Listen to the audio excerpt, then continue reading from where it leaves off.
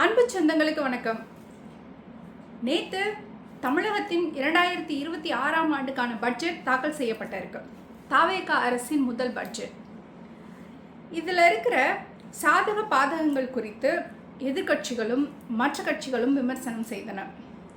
நம்மளுடைய பார்வையும் எதிர்க்கட்சிகளின் விமர்சனங்களில் எதை நாம் ஏற்கிறோம் என்பதையும் பார்க்கலாம் வாங்க.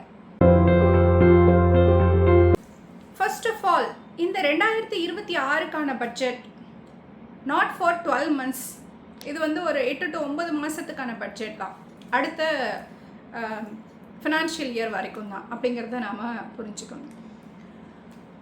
இவங்க ஆட்சிக்கு வந்த வெகு குறைந்த நாட்கள்லேயே ஃபினான்ஷியலாக மாற்றங்கள் ஏற்படுத்த முடியுமானா முடியாதுங்கிறதையும் நாம் புரிஞ்சுக்கிறோம்.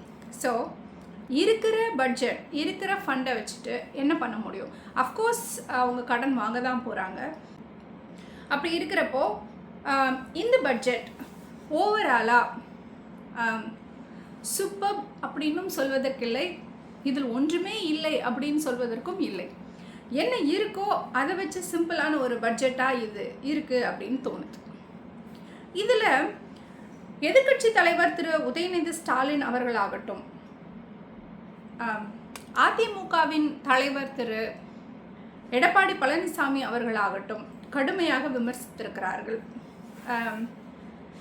அதில் குறிப்பாக உதயநிதி ஸ்டாலின் அவர்கள் சொல்லும்போது, இந்த திட்டங்கள் எல்லாம் திமுக ஆட்சி காலத்தில் இருந்தபோது அறிவிக்கப்பட்ட திட்டங்கள் தான், ஜஸ்ட் பேரை மட்டும் மாற்றி ஸ்டிக்கர் ஒட்டியிருக்காங்க. கலைஞர் காப்பீடு திட்டம், கலைஞர் முதல்வர் விடியல் இப்படி இருக்கும், அதெல்லாம் ரீப்ளேஸ் பண்ணிவிட்டு இப்போ வெற்றி அப்படிங்கிற பேர் மாற்றப்பட்டிருக்கு. இது கொஞ்சம் என்னோட பர்சனல் ஒப்பீனியன் என்னென்னா, இது கொஞ்சம் வருத்தம் அளிப்பதாகத்தான் இருக்கிறது.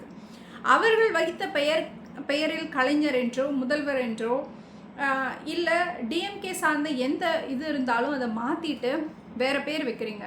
ஃபார் எக்ஸாம்பிள், காமராஜர் ஐயாவோட பேரில் சில திட்டங்கள் அறிவிச்சிங்க, அது ரொம்ப மனசுக்கு சந்தோஷமாக இருந்தது.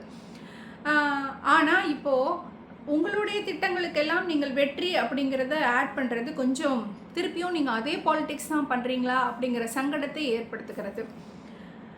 அண்ட் தென் திரு எடப்பாடி அவர்கள் சொல்லும்போது, மகளிருக்கு 1000 ரூபாய் வழங்கப்பட்டு கொண்டு இருக்கிறது இல்லையா டிஎம்கே ஆட்சியிலேருந்து, அதை நீங்கள் 2500 ரூபாயா தரேன்னு சொல்லி ஒரு வாக்குறுதி கொடுத்தீங்க.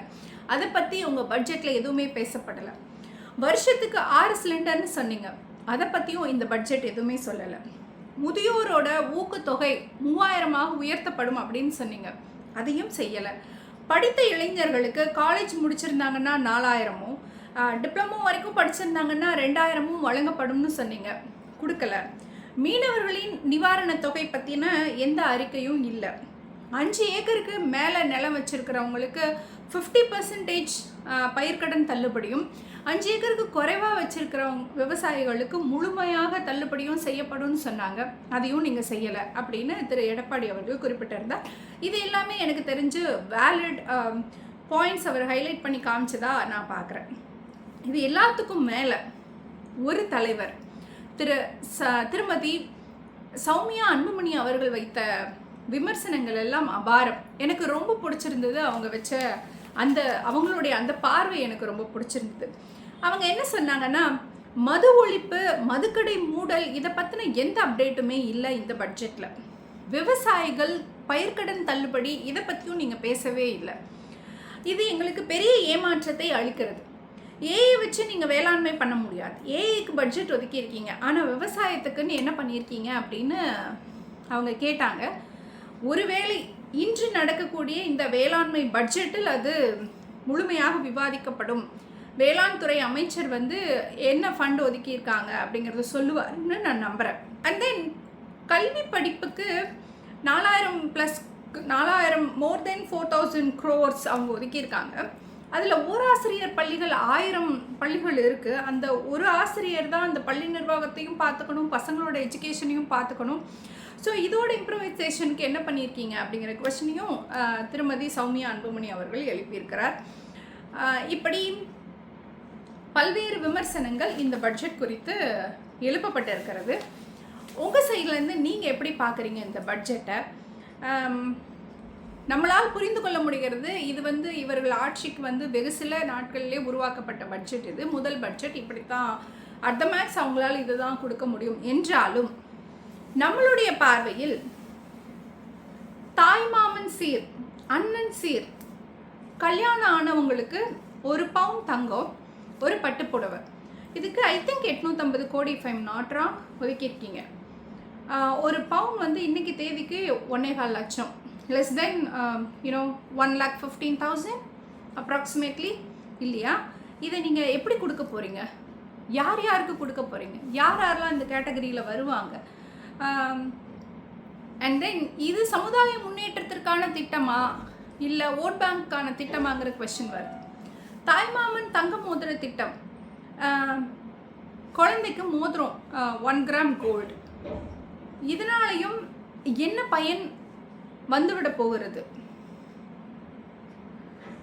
மக்களின் வாழ்வாதாரத்தை உயர்த்துகிற மற்ற திட்டங்களில் இதற்கு பதிலாக இன்வெஸ்ட் பண்ணியிருக்கலாம் அப்படின்னு தோணுது. இது அரசியல் காரணங்களுக்காக உருவாக்கப்பட்ட இந்த 2 திட்டங்கள் மேலும் எனக்கு முழுமையாக ஐ டோன்ட் என்கரேஜ் இட்.